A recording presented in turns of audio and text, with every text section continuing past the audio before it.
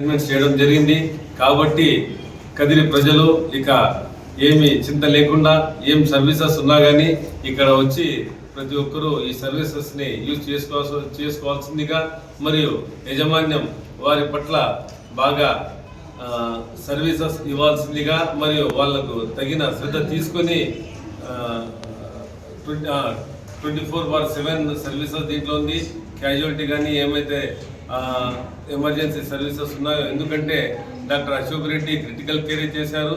ఏం క్రిటికల్ రాకూడదు ప్రజలకు నేను కోరుకునేది ఏమంటే ఎవరికి క్రిటికల్ సిచ్యువేషన్ రాకూడదని.